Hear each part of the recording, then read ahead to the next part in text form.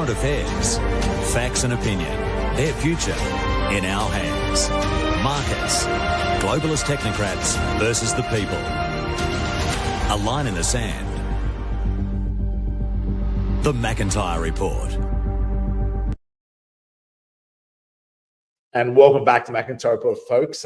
Jeremy McIntyre reporting live for Australian National Review. Of course, you've heard all about the Iran-Israel war. What we predicted would happen is happening. Many people are not sure. What does this mean? Any stage where obviously Israel and America, and Israel is not big enough to fight all the wars it wishes to start on the planet. It's surrounded by enemies, it says, yet it's the one that engaging in war with what, about 7 countries right now, and it gets its way. It wants a total domination of the world, starting with the Greater Israel Project. That's why it has control of the Epstein saga, to have control of American politicians, including President Trump, to have America fight its wars. 7 wars in 5 years, General Wesley Clark, just weeks after September 11th, and when he was called to the Pentagon, he said, what, 7 wars in 5 years? That's the plan, he was told. Who benefited most from September 11th? That was Israel, and they told us that Saddam had those famous weapons of mass destruction. Turned out to be Netanyahu was telling some porkies way back then. He even misled the Australian Prime Minister John Howard, and I even voted against John Howard as a result of the invasion of Iraq. John Howard lost his prime ministership predominantly over that issue. I now predict that Donald Trump will lose his presidency over the Iran war. As I said in the beginning, early days of his presidency, 12 months ago, that Israel will be the death of Trump's presidency. He supports them, Israel first, not America first. He will lose his presidency. Now, many hope the Trump revolution, the MAGA, Make America Great, which was meant to be America first, was actually going to be what Trump promised. But it appears now that all hope is lost for those who still believe in the Trump cult. We warned a year ago that, unfortunately, as much as we wanted that revolution, much as we wanted America first, the world would be at peace if Israel was dumped.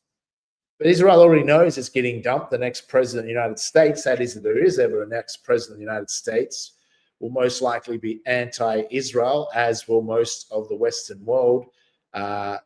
Any pro-Israeli puppets installed in the West, which that's what they are, and we shouldn't call it Israel, we should just call it the state of Rothschilds, or the banker wanker state, we could call it, because that's what it is. The Rothschilds, we just thought was a conspiracy theory, right?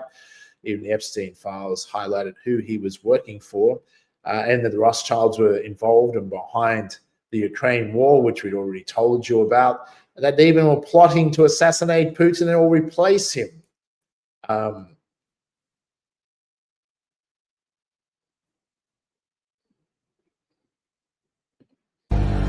News, current affairs, facts and opinion, their future in our hands. Markets, globalist technocrats versus the people. A line in the sand. The McIntyre Report. Current affairs, facts and opinion, their future in our hands. Markets, globalist technocrats versus the people. A line in the sand. The McIntyre Report. And back to the topic of Iran-Israel war, let's take a look at some of the footage that's coming in. Devastating attacks on Israel, Tel Aviv. And I must admit, there's probably a lot of people around the world that are not feeling sorry for Israel, Netanyahu, and the Israeli regime. They asked for this war. It was an unprovoked attack on Iran. They have been planning this for some time, and they dragged America into it. And America, which instead of staying America first, Trump has chose to be Israel first, and that's why they're in this mess. Israel and America, all about the big, shock and awe like they did to Iraq. But Iran is not Iraq. Iran is not some weakened army that anyone can do shooting practice on like Iraq effectively was. Iran is a military superpower. It's a civilization that's been around a long time and isn't doing the things that Israel's doing, like bombing babies and dropping bombs on all its neighbors and crying victims.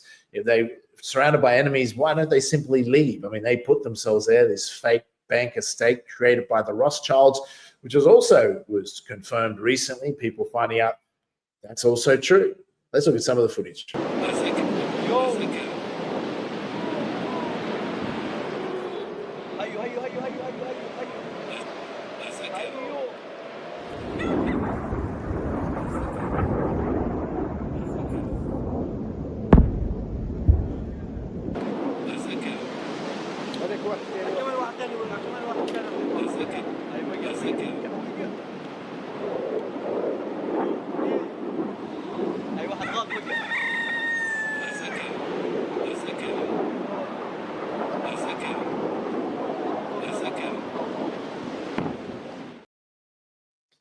Let's look at some more footage. Much of the footage out in Tel Aviv is being censored. It's actually against the law to show it because Israel and America are all about a propaganda war. They like to make out that they're winning, etc., and dumb down Westerners still drinking the Kool-Aid, believe that Israel is good and America is good and everyone else is evil. Yet it's simply not the case. Let's take a look at more footage. The footage they can't stop.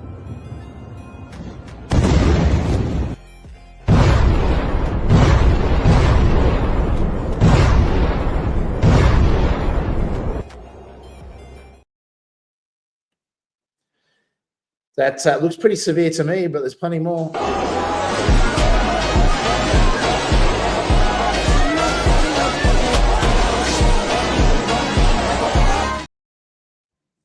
And more.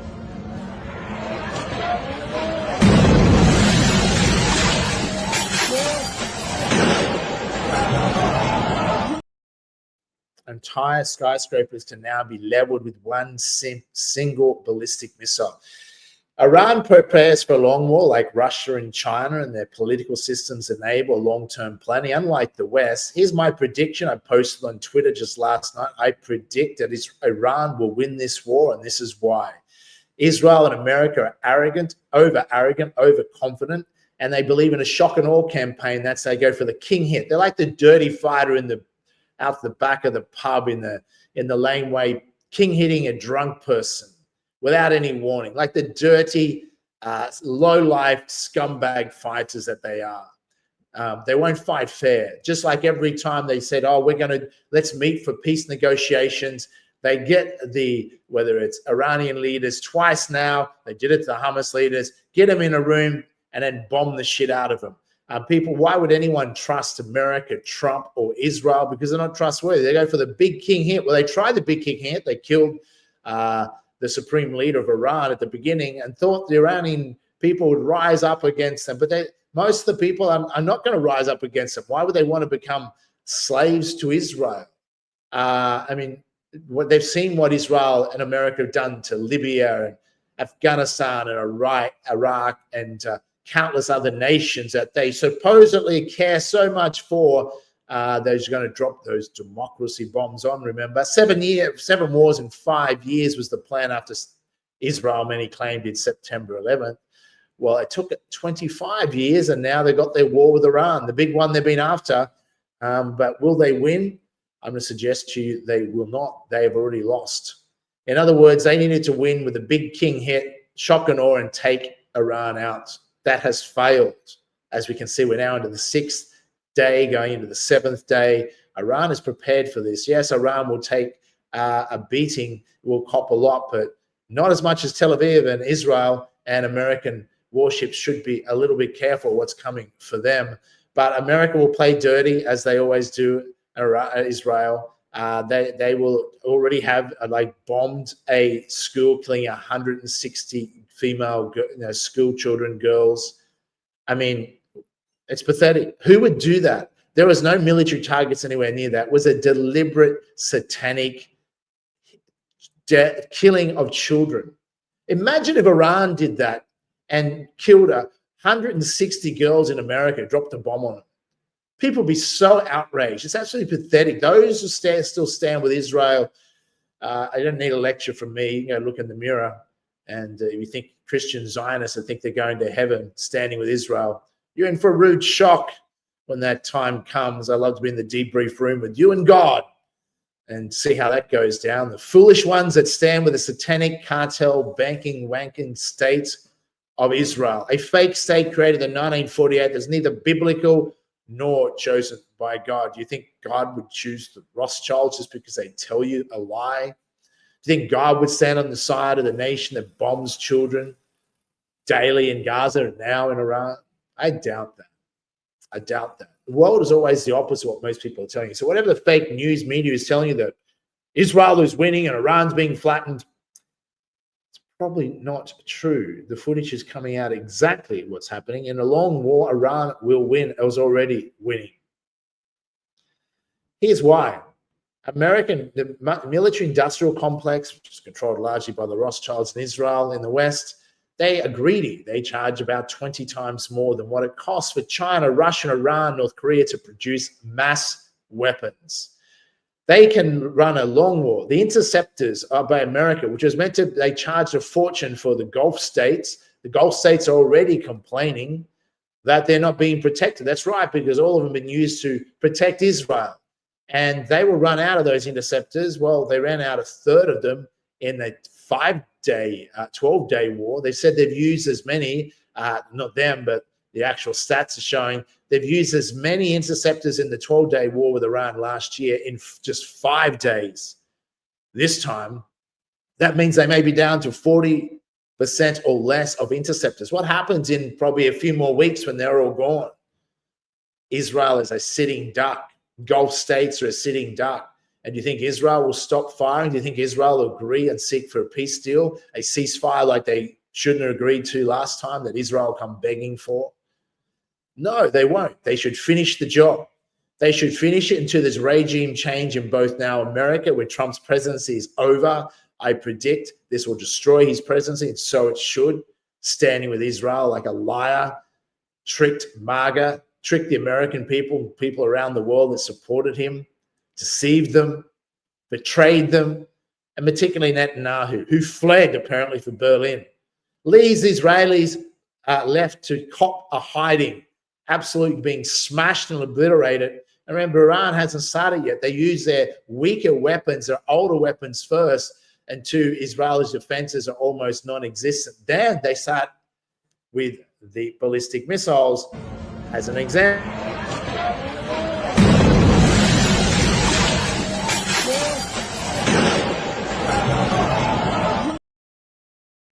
Just like that. And they have plenty of those coming.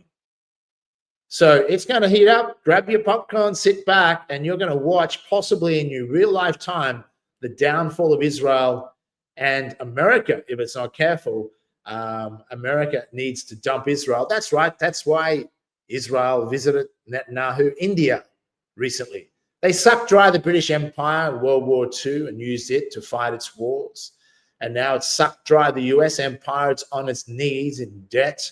And this will probably kill it off as China, Iran, and North Korea and Russia watch and learn how weakened the US military will become after this conflict.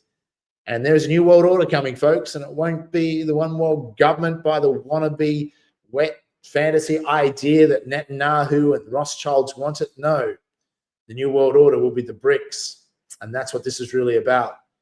Who gets to issue the currency? Rothschilds have been issuing fake US dollars through the Federal Reserve for how many years now? And the printing press is pretty much up, exporting that global inflation around the world. That's why a house in Sydney or in Australia used to cost $1 million, now $2 million. A $5 million home is now $10 million. You think your property's gone up, you think you're getting richer. It's just a fool's gold, folks. Your house might appear to go up in value, but the value of that money in real terms has gone down. And that's how they steal from all of us. That and income taxes was also created by the Rothschilds to pay interest on the fake money they lend to your governments. Let's go to a quick ad break. We'll be back with some more in just a moment.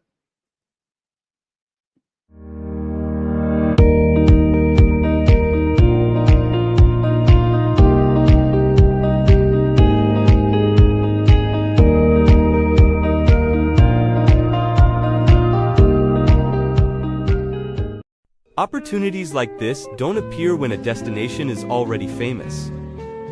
Introducing Nasara Bay City, a newly reimagined coastal city in South Lombok. Designed as a low-density, nature-integrated mini-city, not a high-rise mega-project. Beachfront living, resort-style amenities, and a master plan built for long-term growth. This is where early vision becomes long-term value. The McIntyre Report. Welcome back, folks. Jamie McIntyre reporting live for the McIntyre Report. Australian National Review, independent media out of Australia.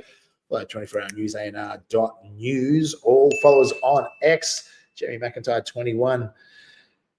And also across social media, let's take a look at what will this mean. But let's look at a little bit more footage, but check this out. If Iran blocks the Strait of Hormuz, what impact will it have on the entire world, and which country will be affected the most? First, let's understand what the Strait of Hormuz actually is. It is a small area of just 33 kilometers located between Iran, Oman, and the UAE. It is a narrow sea passage through which almost 20% of the world's oil supply flows, nearly 17 million barrels every day. This oil comes from 8 countries located in the Persian Gulf, including Iran, Iraq, Kuwait, Bahrain, Qatar, Saudi Arabia, and the UAE for the United Arab Emirates. Saudi Arabia, Kuwait, and Qatar, 90% of their oil exports pass through this narrow route to reach the rest of the world. If Iran blocks the Strait of Hormuz, following countries will suffer the most damage. First is India, because it imports 85% of its oil, and 60% of that comes from Middle Eastern countries like Iraq, Saudi Arabia, Kuwait, and the UAE.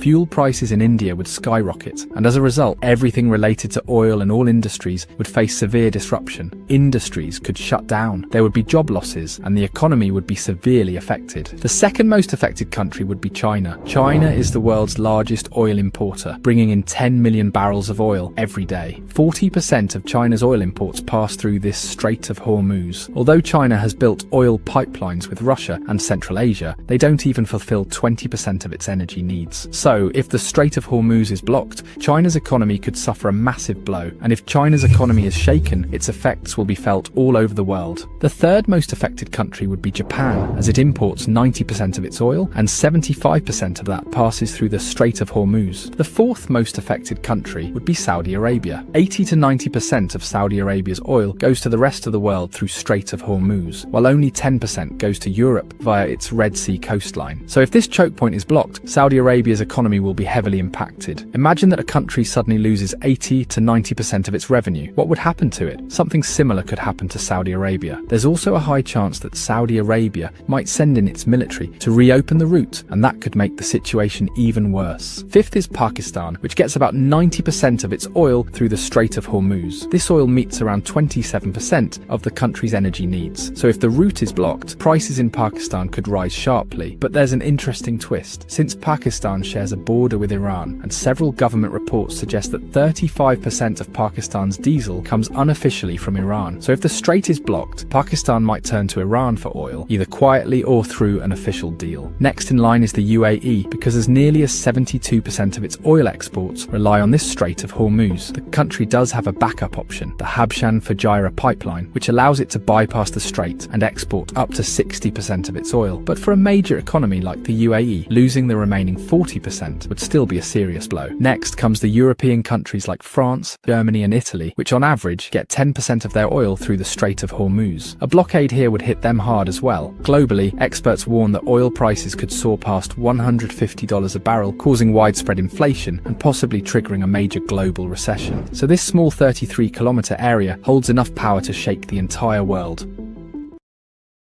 So interesting. So to understand what does geopolitics, what does this mean is the question we always need to ask. And I've told my viewers for years that I predicted all this is coming. What we're looking at is not just a war, a crisis, short term. We are seeing the shift from the decline of the West led by Israel and their dream for one world government falling to pieces because the rise of the BRICS. We've been told to hate on China and Russia and Iran and North Korea, but these nations have nationalist leaders. Whether they're not perfect, but they have leaders that believe in their nation, that care for their nation. Whether you like them or not is irrelevant. They are not puppets. The West has puppets. Name me a single leader in the West. That is not a puppet beholden to Israel. Trump, clearly the biggest Zionist president ever. He'll even admit that. Total puppet and beholden to Israel, the Rothschilds. Australia, as much as they might want to hate Israel, the left side of politics, he's beholden to Israel. Think of every other country, Canada, England, Western Europe, etc. So you have puppets on one side, fake democracy, and the other side, you have not the perfect situation, but you have BRICS. And you have powerful countries, Russia, one of the greatest military powers on the planet, and they're now stronger after having to fight against the Rothschilds in Ukraine, wanting to make Ukraine Israel too, because that's where the Rothschilds, the Khazarian mafia, are from. But Russia wasn't going to have any of that. They were booted out of there centuries ago for a valid reason, just like they're going to be booted out of Palestine very soon. Argentina, they'll probably relocate a lot too, and then they will look at sucking dry the Indians. India will become the next host. If India is not smart and gets rid of Israel, doesn't get rid of Israel, they'll be sucked dry. Their next big economy. They can't get control of China, Russia, Iran, or North Korea. They need to do that to create a one world government. Their dream is in tatters, and right here, right now, we see the shift. BRICS is taking over. So what does that mean geopolitically? It means that you're going to suffer much more inflation in the West. You're going to see higher prices for houses, for the cost of living. The middle class is going to be squeezed. It's going to get worse. You're going to get increased censorship, increased control, increased militarization of the police by Israel. They will stir up factional civil disputes or civil war by flooding with mass immigrants from the mass Muslim nations that they bomb. They'll try and get you to turn against Muslims instead of turning against the real enemy. Fake Jewish imposters, McIntyre Cartel, the Rothschilds and their death cult. They're the real enemy, not picking on innocent Jewish people. We don't need to pick on them because they're just as brainwashed as many of them as dumbed down Westerners. Not all of them. Many of them are standing up. You're likely to see, or you already is, the reports coming through of massive civil disobedience in Israel. The people are fed up with Netanyahu. He starts this war, particularly, what do you think's going to happen? They're actually going to get slaughtered. They've got running out of food in bunkers, going to get obliterated by Iran, and he runs off to safe haven. And he's the one that started this. It's like a bully at school with a big mouth that's never been punched in the face hard enough.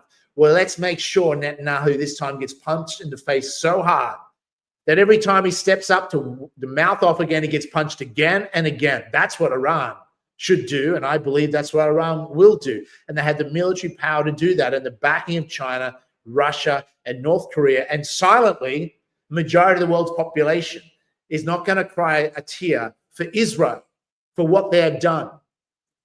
That's the reality. Now, that's just my opinion. You don't have to accept that. But that's my projection. And my projection and prediction is you're seeing the rise of the BRICS and the collapse of the Western system. Oil prices are going up already. Who's that going to benefit? Is that going to benefit America? Is it going to benefit Australia? Is it going to benefit the West? No, it's going to crush those economies. The cost that you'll pay will be high, but you know who it will benefit?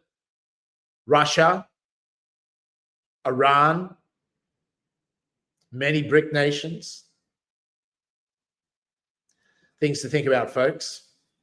We'll be back with some more later this week of the McIntyre Report to keep you updated of the Iran conflict. Until then, take care. Opportunities like this don't appear when a destination is already famous. Introducing Nasara Bay City, a newly reimagined coastal city in South Lombok. Designed as a low-density, nature-integrated mini-city, not a high-rise mega-project. Beachfront living, resort-style amenities, and a master plan built for long-term growth. This is where early vision becomes long-term value.